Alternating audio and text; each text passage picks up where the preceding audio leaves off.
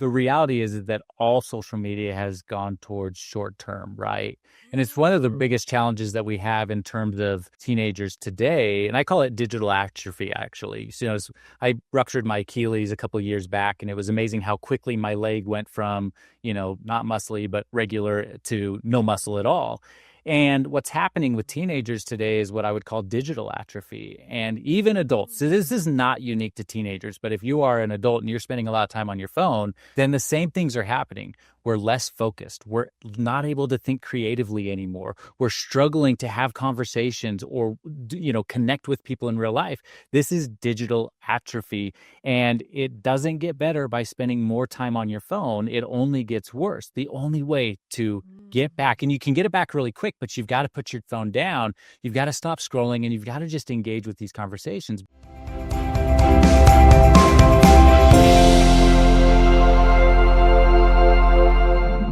Welcome back to the Dana Grant Show, where we are focused on heart-centered conversations, entrepreneurship. And today I have someone in the house, Tanner Clark, and we're going to shift gears a little bit because I know a lot of you entrepreneurs, and you don't even have to be an entrepreneur, parents out there.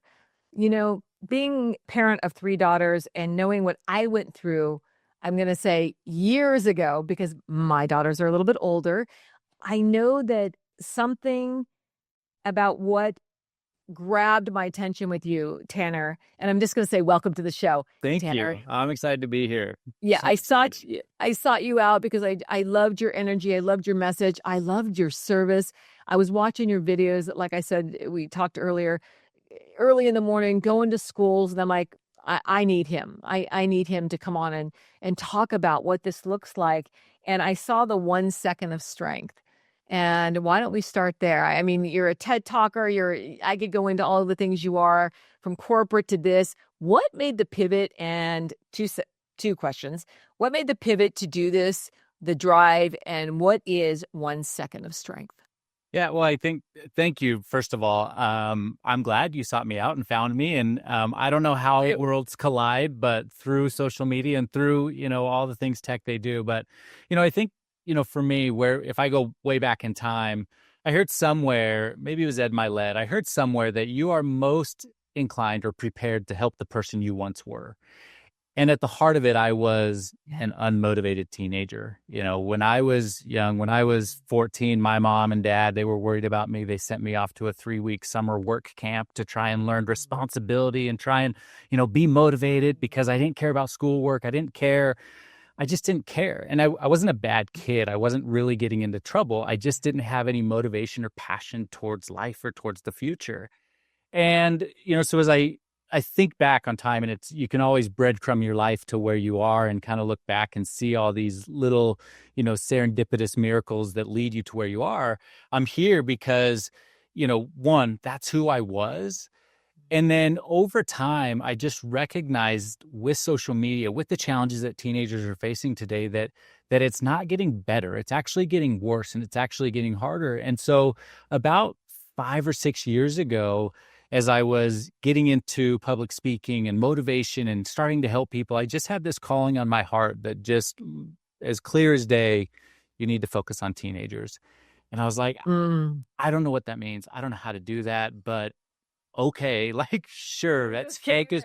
Let's just do it. Yeah. And not going to be easy, but I mean, you could have picked anything more challenging as far as I'm concerned, because there's a lot of resistance there. It's a lot of really resistance. hard. And, I'm a father of 4. I have my oldest daughter, she just started college this week. So we're in this very emotional, weird state. My youngest is 10. I've got, boys and girls. And so we're in the thick of it as a parent. But what I've learned in talking with parents all over the country and talking with teenagers is that we don't really know what we're doing. Nobody really knows what we're doing, but because of the high stakes of helping our teenagers grow, and from the moment your kids are born, it's I've got to help this kid. I've got to protect this kid. Yeah. And then we see that they turn into teenagers, which are awesome, and they struggle. And some of the reasons they struggle is because of cell phones and because of social media and because of the way the world is today. But it doesn't have to be that way. They can overcome the challenges they're facing, but we've got to kind of help them, guide them, prompt them. And I think one of the challenges that parents have is that We don't help, guide, and prompt. We criticize and come at them in hard ways and difficult ways, which makes them retreat. I call it, there's something I call magnetic parenting. And if you think about these like two magnets together, and if you have two magnets together, and from the time your kids are born, you're like pretty connected. They listen to you sometimes, but you're pretty connected. You can teach them, they grow with you, you're good. Well, Yeah. when teenagers become adolescents, they turn, they change. And that's actually the process of being an adult. Like that's their goal. They're supposed to leave the nest. Like that's their job. And so when they start to change, we as parents, we actually keep parenting the same way. And now all we're creating is this two opposites of the magnet that are pushing against each other. The problem is we keep pushing, and it doesn't help. What we Mhm. have to do is come at this a different way, and we actually have to turn that magnet around, our own magnet, and change ourselves so that we can reconnect with kids and help them move forward into the future. And if we don't, there's always just going to be resistance in our home. There's always going to be fighting. There's always going to be pains and struggles. But it's not their job to change to what we want. It's our job to change to help them become who they can become. And too many parents, including myself, have learned this the hard way. So Well, like you said, there's no manuscript, and my children are post college. Any advice on already doing it? Not a great. I did resist. I did hang on. I did grab cell phones and put it in a bowl. And I mean, there was combative moments. I mean, these are not easy moments. Technology, and I mean, because here I am buying the phones, and then I'm saying, no, it's dinner time. We're not going to have any phones. And setting those parameters, and it didn't always work out really well. In fact, it was quite, yeah. and that was a little while ago. It's even worse now. Any advice for the parents out there that they've created it and they're like, I don't know how to undo what I did?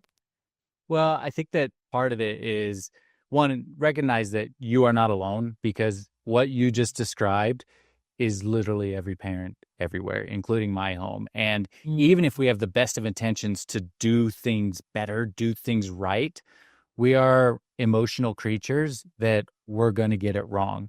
But I think it's okay to be vulnerable with your kids. I think it's okay to talk to them and just go, you know what? I made a mistake. I shouldn't have reacted that way. I shouldn't have done this. I'm going to do better. I'm sorry that I did that. But I think that sometimes we take this like I don't know, we're the boss, right? We're the leader and we don't get it wrong, right? You're wrong, I'm not wrong. And from a parent perspective, it's okay to be wrong. And it's okay to admit to your kids that I'm learning how to do these things for the very first time, just like you're learning to be a 14, 15, 16, 17-year-old for the very first time. And I might have messed up. Mhm. And it's even okay to say, I think I messed up giving you a phone. And turn back that clock. And it might be with some pain, it might be with some struggles, but the truth is that temporary struggle of turning back that clock is going to be a temporary Mhm. struggle, but it will bring you back closer together in the long run. So, What advice I know you go into schools and you talk to children, but right now let's talk to the parents. yeah. What would you say to the parents that don't feel perhaps boundaries are messy? They've got their own trauma, their own stuff. They've given the phones, and I mean, I remember saying the phone has to be at dinner time in the rock bowl, and I'm not going to do it, and it being very combative. And Yeah. what do you say to the parents? And I know we've got a lot of listeners right now are saying, I don't know what to do. It's a rite of passage. Phones, social media right now is how they connect. How do we reprogram this? I know, you know what? This is Tanner why I wanted you on to. I think things are shifting. I think the Mm. paradigm is shifting a little bit. I'm starting to see, and I just saw it on ABC. I think it was ABC, not to give anyone a plug, about putting landlines back. No, it was probably PBS. It was a program. They're putting landlines back in to connect. I mean, I remember laying on the kitchen floor with a 50-foot cord and talking to my girlfriend all night, or Yep. whomever, and with my feet up on the cabinet and thinking, this is the best. I mean, I was so connected to nature, had such a great jumping on wild horses. If I had a phone, I would have never have done that. Yeah. But what would you say about the parents and the kids that are right now saying, I don't know any other way. I can't do it. And we Well, haven't even entered into I have all girls. We didn't do any gaming at all. yeah. We're going to do the gaming next. Yeah. Well, I think when it comes down to it from a parent perspective, the very first thing you need to do is you've got to model the right behavior yourself, right? You've got to create those magic moments in your home. And what Mm. I always tell teenagers when I go speak to teenagers, I actually tell them right at the beginning of my school assemblies and or wherever I'm speaking, like my job here is not to tell you to throw your phone out the window or delete Yeah. your apps. Like that's not my job. My job is to tell you that if it's making you unhappy, I want you to be aware of that and then let you know that you're Mm. empowered to take that step forward. And from a, Mm.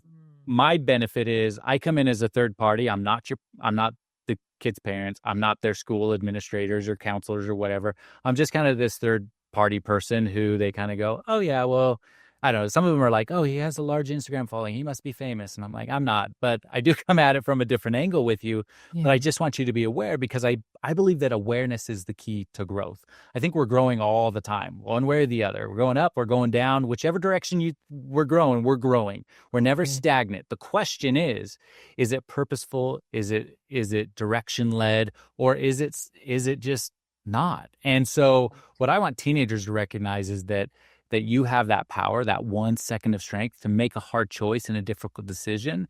But I want you to also recognize the alternative, right? There is nothing if you think about the happiest moments of your life, and these are conversations I think it's okay to have with your kids and to help them recognize the happiest moments of your life were never when you were scrolling on your phone. It wasn't watching TikTok or Instagram, even if it's a funny video. It wasn't playing video games. The happiest moments of your life, always doing something fun with somebody else. That's it. Do you ask that when you go into schools? Do you say, "Hey, what is the happiest moment of your life?" and have them claim that, and then say, "Hey, it wasn't on your phone. It wasn't on." We Yeah. we always talk about it. We always talk about it. And because what the problem teenagers have today is that too many of them are struggling, too many are suffering in silence, but they don't know why. Like they can't pinpoint it. I spoke in a school in Idaho and I got a message from an eighth grade girl afterwards. She said, I didn't realize it. She said, I've been struggling since middle school started. I didn't realize that it was because of social media. Thank you for helping me see that. You saved my life today. And I don't know what she's dealing with. I don't know if she's having, dark thoughts, if she's struggling with friends. I don't know what she's struggling with, but she didn't know why she was struggling. Right. But the reality is because of our kids' brains, and they don't develop in their head until about the age of 25 years old. The prefrontal Yeah. cortex, the decision making part of the brain, it just isn't developed yet, and so all they know is dopamine feels good. All they know is emotion. All they know is reaction. But the truth is that to move forward, to grow, to progress, to be happy, it just is never tied to the phone, even though it's short term pleasure. So. Do you think the technology is actually influencing education? Well, it has to be, right? And I think we're in a weird influx of time right now with AI and all sorts of stuff going on. Mhm. What we've seen with education is that there's, it's always this big pendulum, right? And Yeah. so every school, kids could have social media or kids could have phone and teenage or teachers are struggling, everybody's struggling. And now we're seeing that this pendulum's swinging the other way. Tennessee, you can't have phones. Utah, you can't have phones. Like there's Yeah. a lot I'm of states seeing now that. that just can't have them. But the things that I'm seeing and the things that I'm reading, and the teachers I'm talking to is the schools are changed. They're back to the way they were before, where kids are able to learn, they're communicating, they're talking, they're having these real conversations. And so the pendulum is swinging back Mhm. the other way. But I think there's a connection point between parents, between schools that we have to go, see, See how happy you are right now? It's not because you were on your phone before and you thought not having your phone was going to make you unhappy.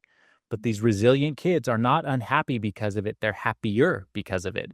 And we have to make that connection point because if we don't, it's too easy to pass by. It's too easy for a kid to just kind of, skirt it off and say it's coincidence or whatever, but it's not coincidence. And so Yeah. education is changing for sure. AI, which we don't have to get into, but like it's not going anywhere. Social media is not going anywhere either, right? So how do we work within the world of what it is? Because that is the way the future is going to go. So Yeah. What kind of tools can you help the parents that are you're right, social media is not going anywhere. Blocking accounts, they just make new ones. yeah. I watched enough of that and did some research before we got on, but With that being said, how can parents help guide and support their kids out there on AI, which there's not AI, Instagram, social media, wherever they're connecting, Yeah. that Snapchat. I've never done Snappy Chat. But I call it crap chat, by the way. oh, That's is it how I Snappy feel Chat or about it. Snap? I think it's It's Snapchat. I call it crap chat. Snappy Chat. Yeah, it's you Snappy call it, chat's a new one. yeah, crappy chat. Did you just call it crappy chat? I I call it love crap that. chat. Yeah. Yeah, so I've never signed up for it. I think I got an icon on my phone, and everyone's like, "Do you do?" And I'm like, "Why would I do I that? know. Yeah. No, why? I have no desire. What is that? I talk and it disappears. I Yeah. want you to remember what I said. Yeah. Go back and review it. I don't want it to go away. But what is the fascination with that? Can I let's just I'm not sidelining, but what is the I fascination with don't that? know. I mean, ultimately, the reality is that all social media has gone towards short term, right? And it's one of the Mm. biggest challenges that we have in terms of teenagers today, and I call it digital atrophy. Actually, so, I ruptured my Achilles a couple of years back, and it was amazing how quickly my leg went from not muscly but regular to no muscle at all. And what's happening with teenagers today is what I would call digital atrophy, and even adults. So this is not unique to teenagers, but if you are an adult and you're spending a lot of time on your phone, then the same things are happening. We're less focused. We're not able to think creatively anymore. We're struggling to have conversations or connect with people in real life. This is digital atrophy, and it doesn't get better by spending more time on your phone. It only gets worse. The only way to get back, and you can get it back really quick, but you've got to put your phone down. You've got to stop scrolling, and you've got to just engage with these conversations. But back to your question on Snapchat, all of these are really maximizing short-term pleasure. It's instant gratification. And if you think about it, Reels and YouTube Shorts and TikTok videos and Snapchat, they come in waves of like 6 seconds, 6 seconds, 10 seconds, and then you're on to the next thing, on to the next thing. And we're never satisfied with what we have or where we're at. And so if you think about schools, you think about teenagers, you think about growing a business, you think about entrepreneurs who are trying to build the life they want. It is hard to do it if you can't stay focused more than 10 seconds. It's impossible, right? And so No, it's impossible. it is. You're right. And so, but the truth is the power of that phone, if it is within your sight, you are going to be drawn to it.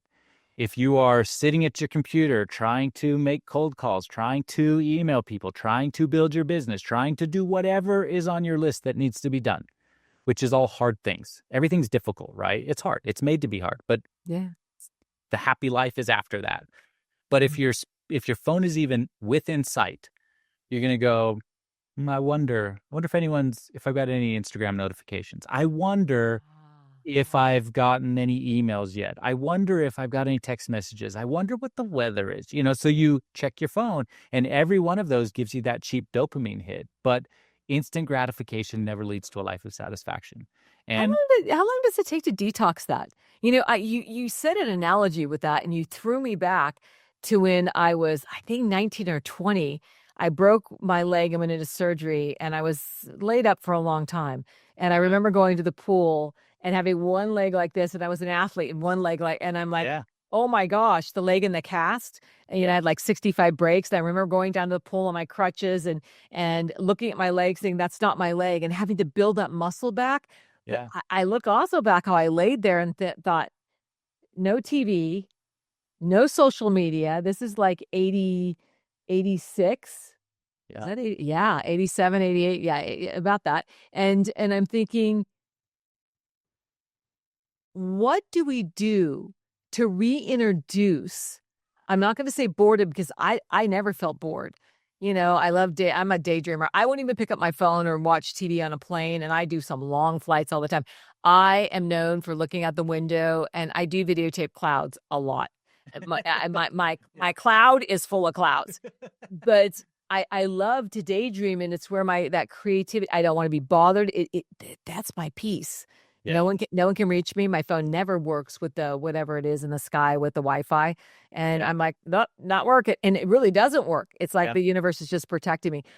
How can we get them back to the It detox? And is there steps on the detox for it parents? it doesn't take long. It doesn't take long Oh, to good to know.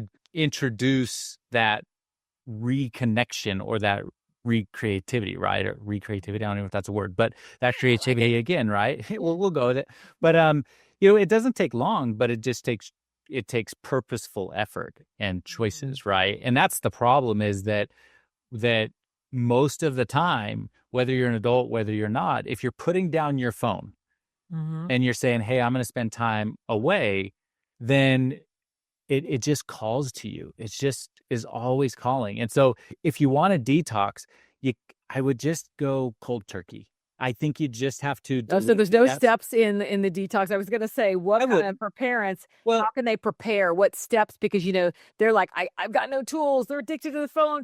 They'll hurt me. I mean, let's face it, these kids are addicted to that phone. They're gonna do everything, like almost like an they are. addict. They're Yeah. gonna negotiate, they're gonna barter, they're gonna like, I'm gonna do this to have 5 minutes. And it's like, woo.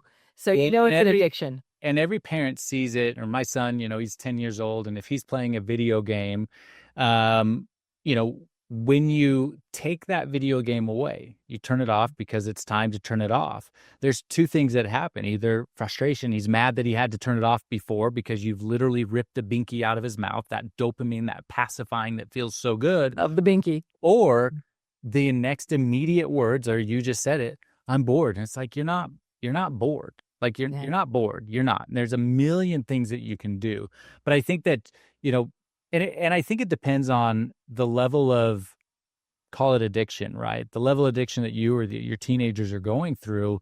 If they're struggling that bad, it's okay to just take it away. And there will be fights and there will be struggles and there will be challenges.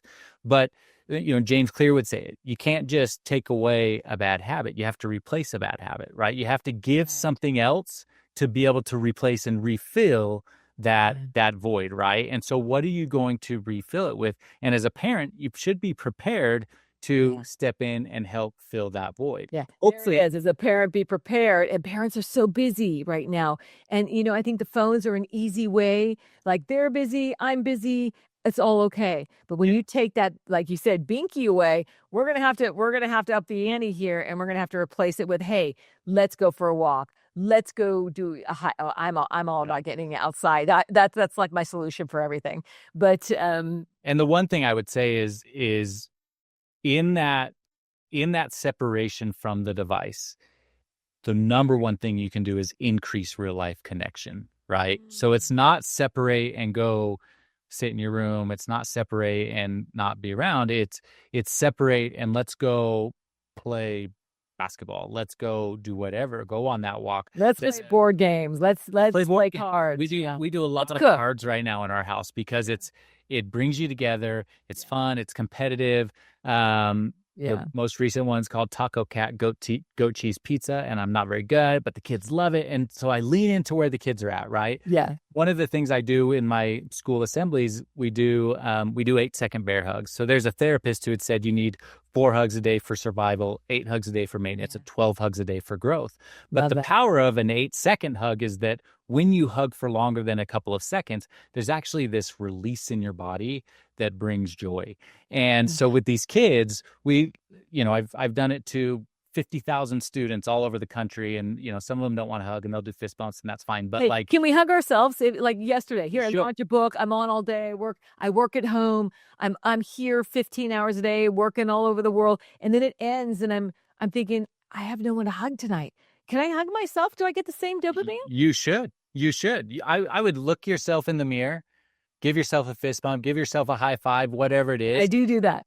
and recognize how awesome you are, right? Because in that moment, there is power that comes with that. So absolutely hug yourself, love Well, yourself. It's that pink important. chair back there that's full of the book, which talks about a lot of my childhood trauma. That chair used to be here, and I used to talk to her as I built this business. Do you I trust love me? that. All the lack. I said I would have these conversations all day long until I no longer had to have them. But yesterday, I love that. I realized it landed. Like I filled that book up subconsciously with the books, Mhm. the chair up with the books, and I think I did that because they all represent the growth that we don't acknowledge, that I think that we Yeah. don't. What do you think about that, Ten? That we don't see, and how can we support the micro. It's never the macro. It's like I look at that chair back there and I thought, when did I move that back there? Where did she go from here to where Yeah. it's like I don't check in with her all the time. But I did hug her last night. I saw versions of me that was frightened of the vulnerability, the rawness, the youth. And I was back there all over again. And I'm like, Yeah. oh my God, people are going to find out all this. And I'm like, it's okay. The grown up Yeah. said, hey, I was going like this. I was doing tapping. I'm going like this, how hard. And then I'm like, let's just give a bear hug. I love that. And Yeah. first of all, just hearing you say that about the chair that I can see in the background and having Yeah. all of those books that are sitting there, which is you, which is the story, which is all of that. Yeah. There's something beautifully poetic that book and that story that basically you talked to for years is now sitting there holding the book that is you. There's Yeah. something really Yeah. cool about Not all the that. answers, but I what I recognized was the growth and I mean, it's not like I couldn't find someone to hug last night, but it was a long day. And I'm like, you know what? A hug would be nice, but I thought, you know what? This is the safety within. You can hug Yeah, yourself. You can hug those absolutely. versions. So I do teach kids that hey, listen, it doesn't always have to be external. But I love the It, analogy of hugs. we do, because it's, at the end of the day, there's going to be times in life where you just have to cheer for yourself, where nobody's on your sidelines, no one's there. Maybe you're doing something crazy or something just, you're building something that nobody believes in yet, and you just have to cheer for yourself.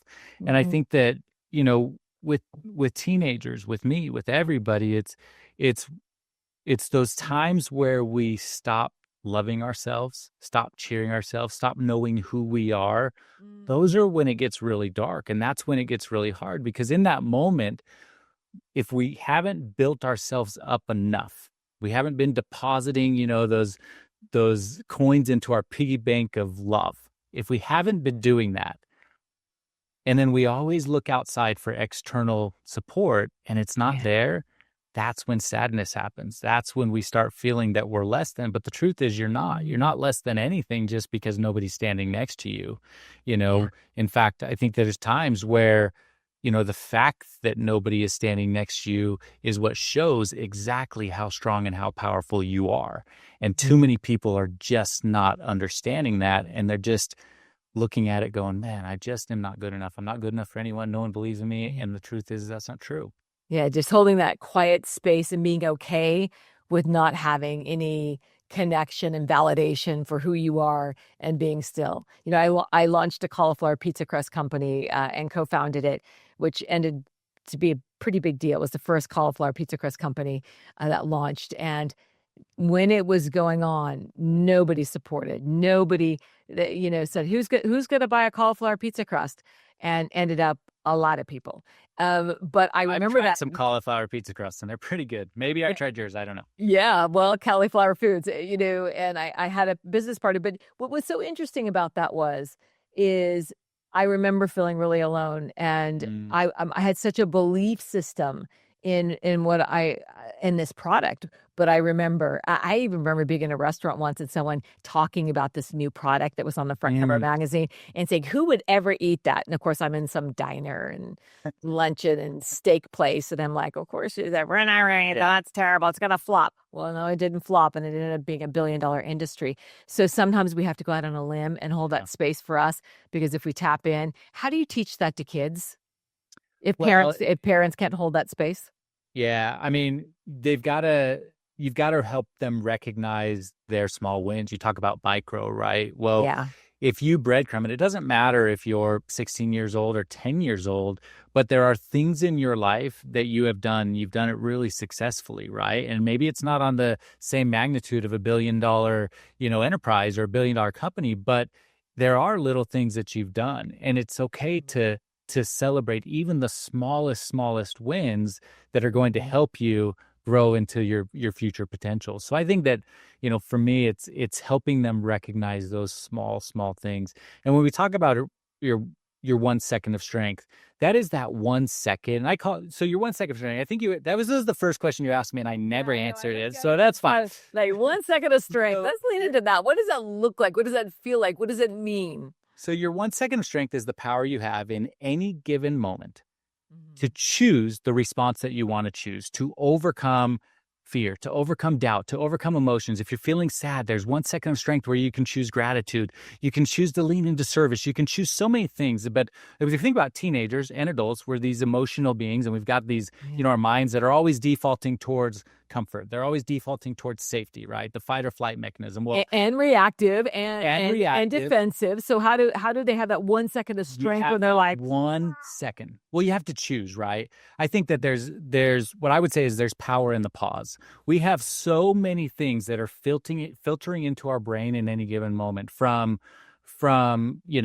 things online, from friends, from our own negative self-talk, from our doubts, from whatever it is. We have so many things that are filtering into our mind, and there's one brief moment, a micro millisecond, where I want you to pause, just pause, and then decide how you want to move forward. So if somebody, treats you incorrectly, you get cut off on the side on the freeway, right? And your immediate response is, now I'm frustrated, right? Well, no, let's pause for 1 second and have a little bit of self-awareness and have a little bit of, you know, understanding that you're driving a 2,000-ton car and you're going to get hurt. Like it doesn't logically make sense to have road rage. From a yeah. teenager perspective, right?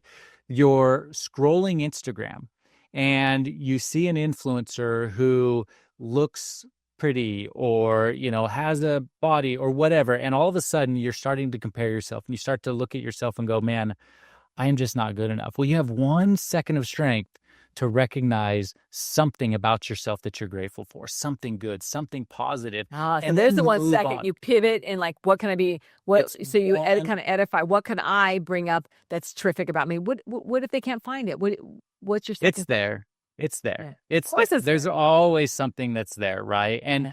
and what happens is that we've trained our brains, and especially with negative self-talk, when we talk negatively about ourselves, we're creating those neural pathways where we just get in this rut of struggle, right? And if I will always talk about, when you think a negative thought, well, then you're going to have negative beliefs. And when you have negative beliefs and behaviors, then you're going to have negative experiences, which are going to have negative emotions.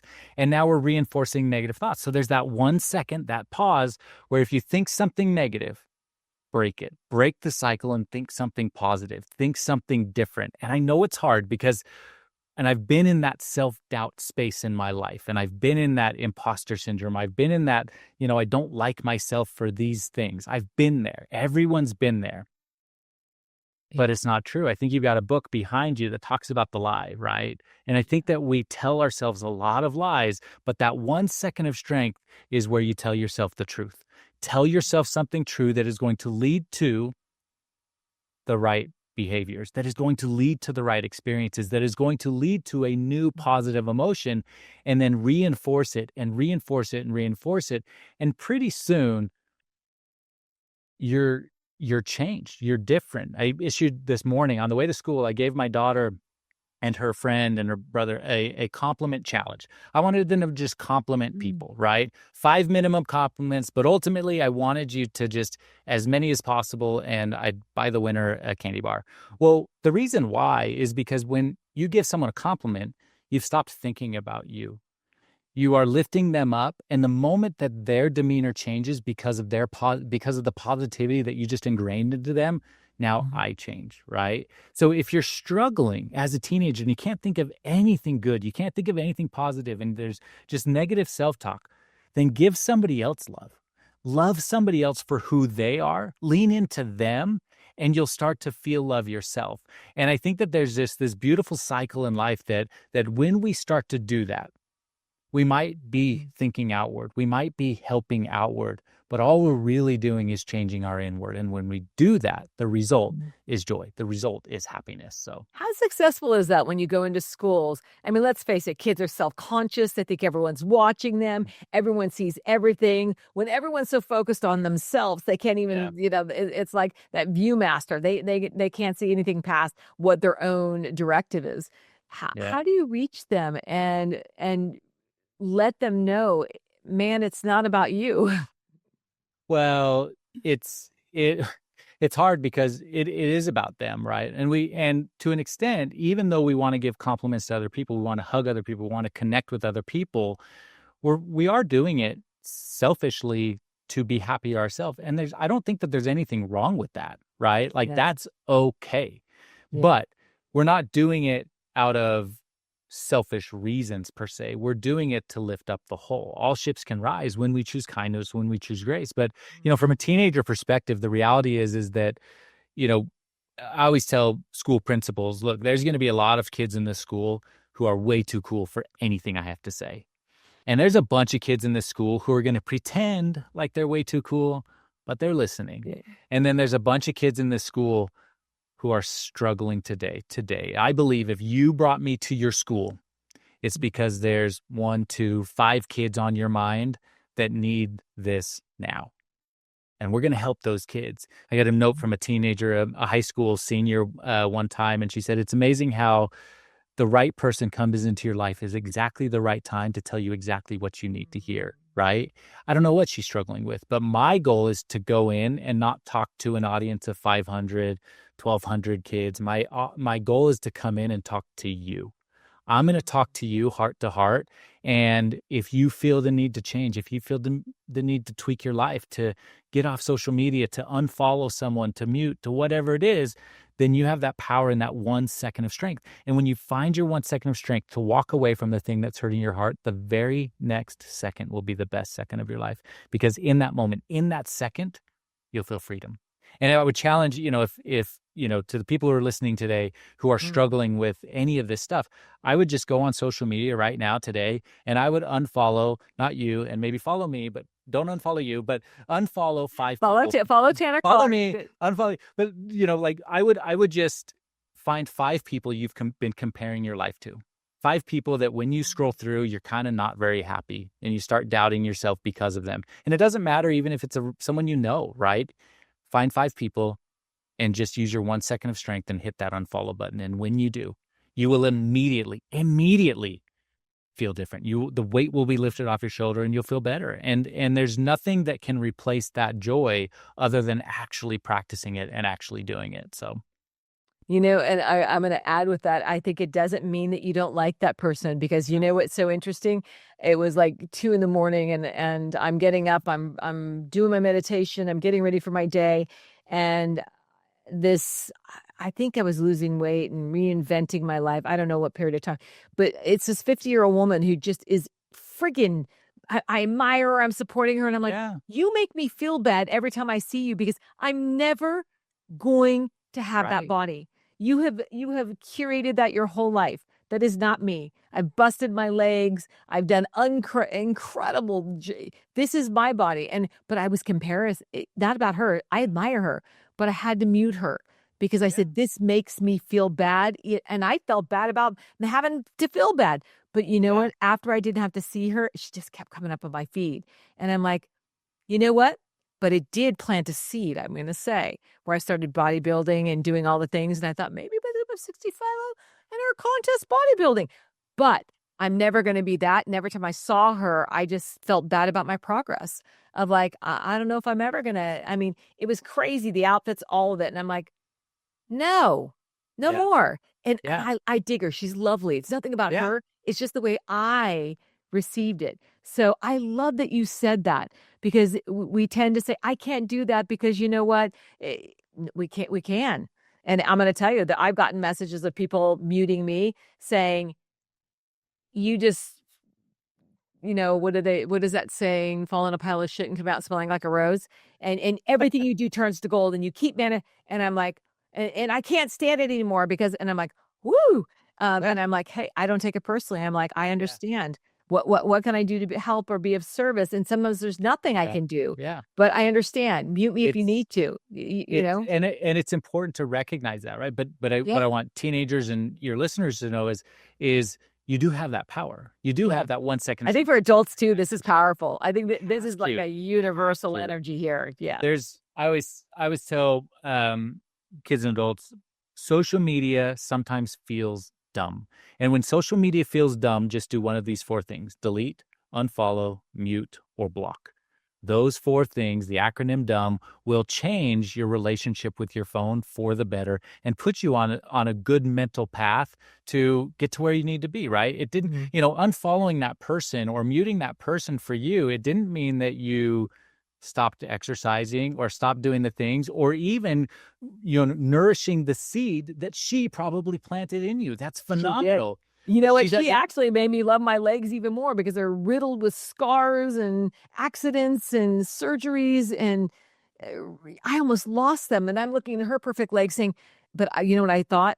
I wanted my 30, 40-year legs back. I wanted those legs. I wanted my beautiful athletic legs yeah. back. So it was my own internal struggle. It had nothing to do with her. She just Well, represented that shadow in me.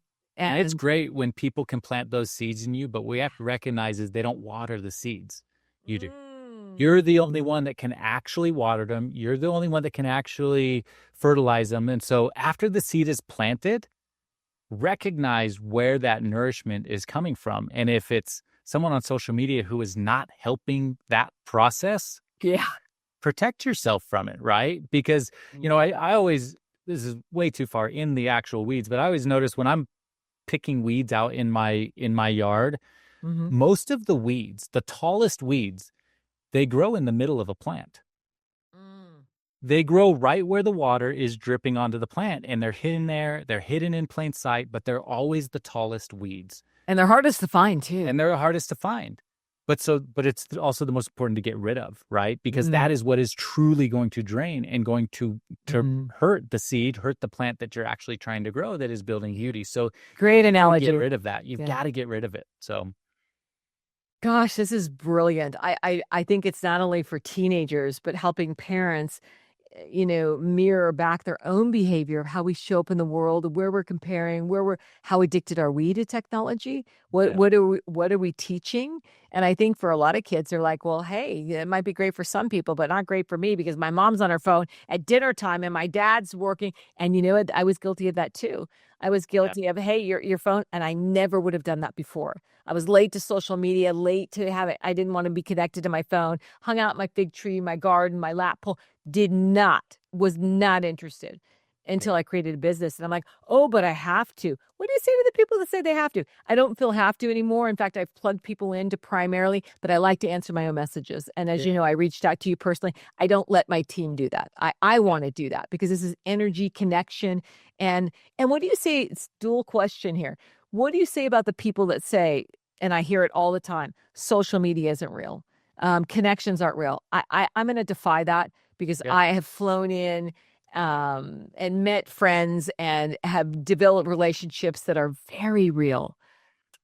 Look, social media can be the greatest tool that you could ever use, right? And Yeah. like you're saying, we're on this podcast, we're helping all your listeners because of social media. And so it is Yeah. rare, it is good, it is important, but we do have to recognize when it's a tool and when it's not. How are we using it? What are we doing? And because just scrolling feels like productivity, but is not, right? We're not using it in the right way. And so it is okay to build connections. I would caveat that and say it's different for you and me to build a connection than a teenagers. Teenagers need to be very, very careful about social media and the people they meet there, and if they don't know people in real life, because there are creepy people out there who are trying to take advantage of teenagers every single day. And so, Hey, I just watched a Dateline show. I think it was a Dateline or PBS, but I was astonished at, it, it I didn't have to deal yeah, with that in my youth at all.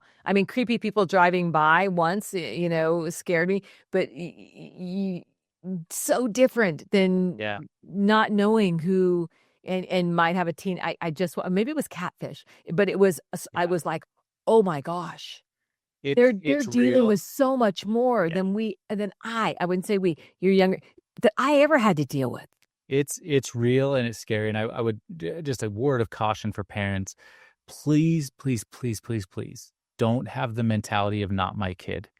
Because the reality is if they have a smartphone, if they have social media, if they are playing video games like Roblox or Minecraft, then yeah, your kid is vulnerable, your kid is susceptible, and the people who are trying to target kids, they know exactly what to say and what to do it. I was talking with after a speaking event, I had a 6th grade girl come up to me and she was talking about Minecraft, and she said, I think that somebody was targeting me on Minecraft. And what had happened was a predator had created 4 accounts.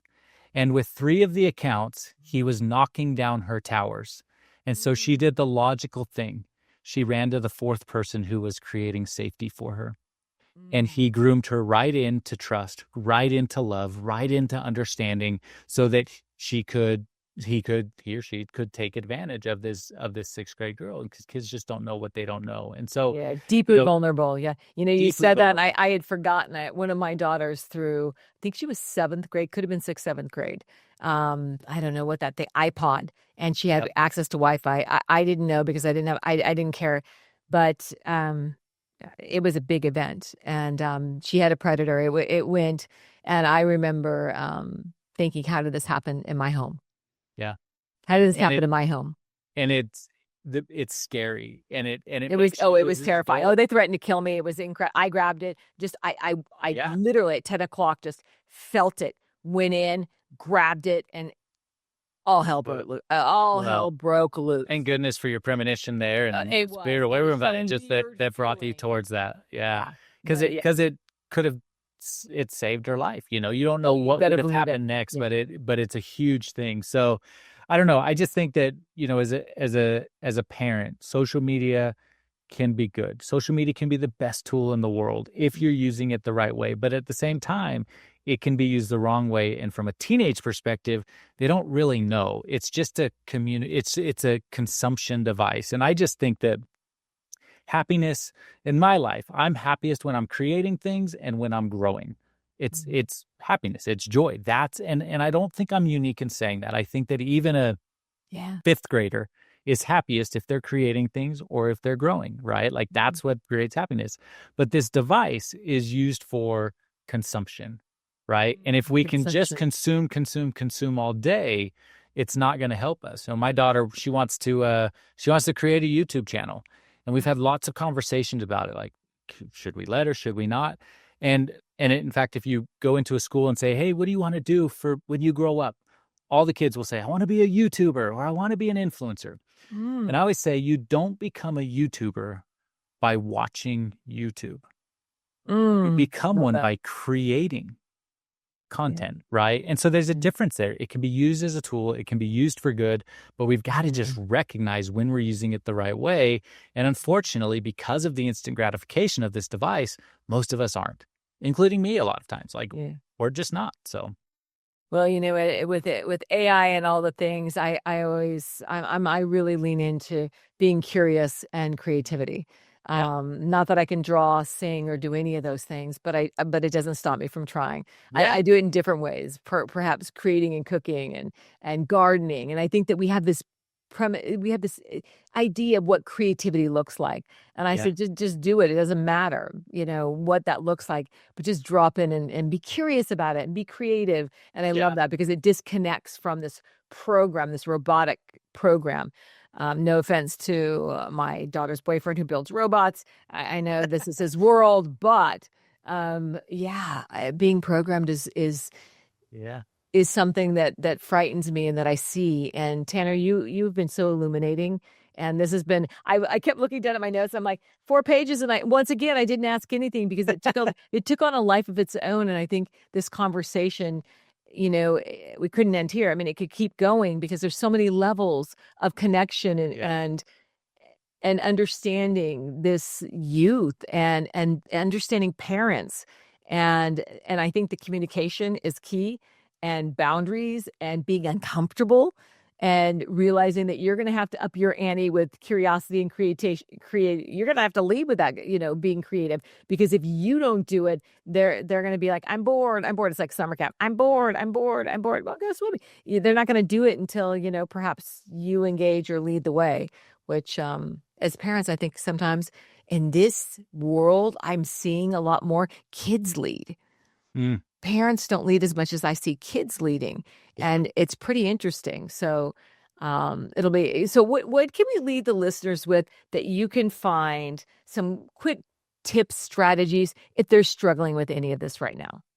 Yeah, so I think there's 4 things that every parent should do, when it comes to teens and technology. Number 1 is start with modeling. We talked about modeling the right behavior. We've got to do that ourselves. Too many parents, when a kid comes and talks to them, we say these words, just a moment, just a second, hold on a second, right? But if I have this phone like I do now in between you and me, you can't see any emotion. You can't see anything. All you know is that this phone is more important than you.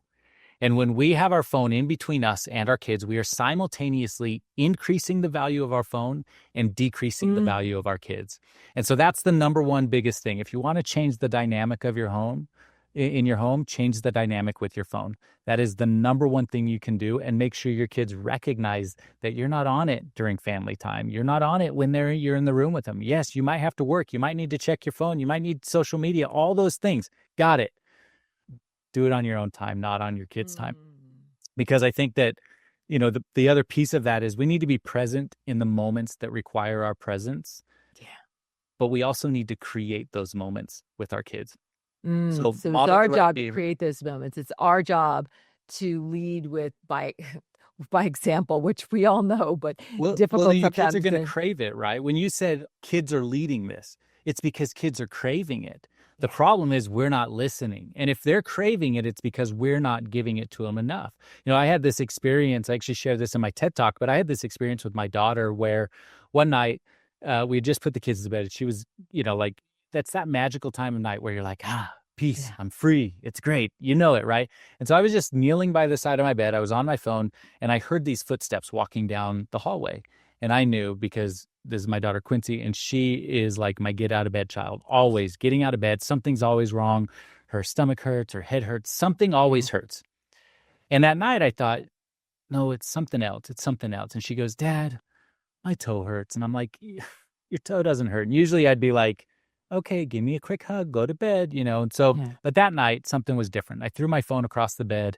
And as she walked over to me, I made a commitment that I was going to hug her until she let go.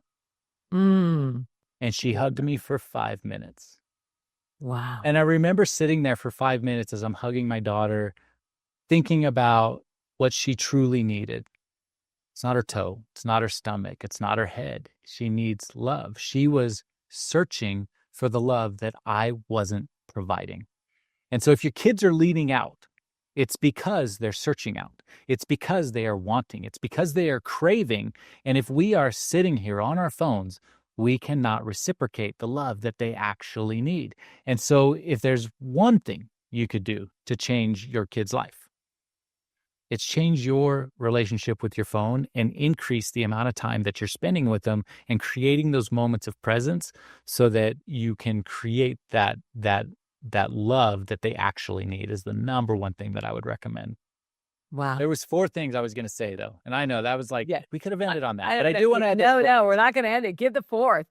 So this is big. Model the right behavior. Number 2, we need to help our kids make it meaningful. Recognize, help them understand when social media is meaningful, if it's comparison, if it's self-doubt, if it's causing these types of negative responses. We want them to recognize that so they can take action.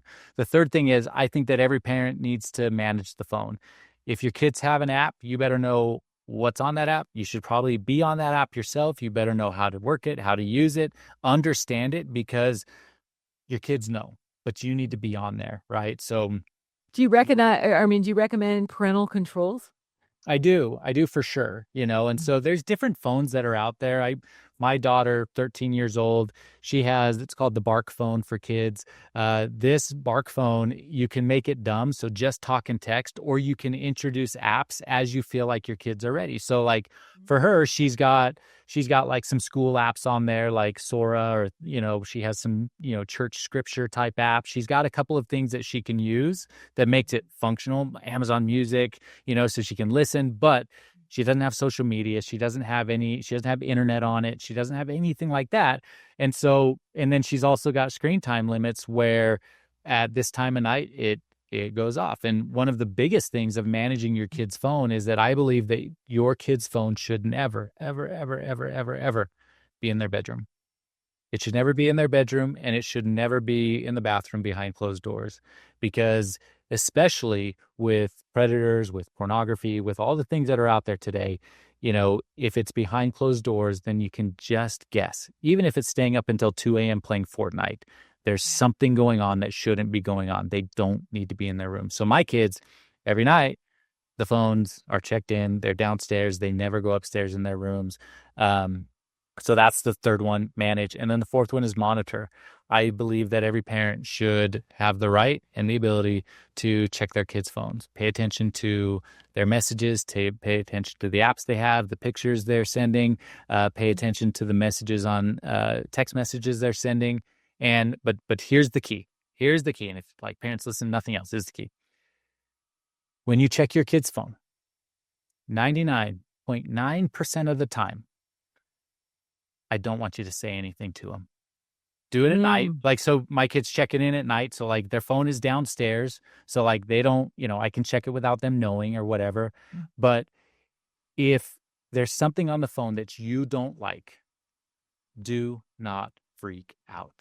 No react. No react. No reaction. Because if you freak out, you're going to break trust with them. And when we break trust, we don't get it back. So if you find something crazy on their phone, 99% of the time, it's like, you know what? You're a teenager and that's not the way we talk, whatever, right? Like, okay, if you need to guide them, if you need to protect them, then get in there and have that conversation with them, but have a conversation with them, not a blow up, not a demand, not a whatever. Just like, hey, you know what? I noticed on your phone, you'd had this conversation with Christina, and it sounded like something was going on with some bullying or whatever. Let's talk about that a little bit and why we can't send that stuff in text messages. And they don't lose their mind like, oh my God, you violated me. Oh, what have you done? You have no right to look at my privacy. What about that? Well, so what I'd recommend is I would in fact, I have a phone contract or a cell phone agreement that before my kids get their phone, I have them read through this agreement, initial every line on it, and sign the bottom of it. And it's not meant to be, mean or punitive or restrictive. It's meant to be conversational, because what I want them to do is after they've gone through every line and they've initialed it, then she and I, or he and I and my wife, we're going to sit down and we're going to have a conversation about every line. Phones will never be in my bedroom. Hey, why do you think that is? Well, because of this and this and this and this. Okay, agreed. Phones aren't in the room. Why can't we send nude pictures? Well, because of this and this and this and this. But too many parents are scared to have these hard conversations with their kids. Yeah. But there's it right there. Scared, fear. We're scared. Yeah, the anxiety. What if it's like, well, you're the parent. You've got to, if you don't have this conversation with their kid, you know who's going to have it with them? Their friend, someone else. Like, they're going to hear this stuff anyway. I would rather it come from you so that we can, set up those ground rules and set up those things. So I think that, from a communication conversation perspective, I recommend a phone contract. And then there's no gray area, right? There's nothing in the middle that's like, well, wait, like, why are you taking my phone? Why are you doing this? Why is it? It's like, well, we talked about this. My son, not long ago, he was upstairs and I was like, hey, where's your phone? And he's like, oh, it's right here. And I'm like, phones don't go in rooms. Well, if I have the door open, can I? Nope. Yeah. Phones don't go in rooms. There's no negotiation. Negotiations. We already signed it. Yeah. We already agreed. So what did he do? He goes, okay. He opened the door. He put it right outside. And that was it. But he already knew the ground rule. And you never give in, and they don't throw fits, and they don't throw phones, and none of that? Well, I don't give in.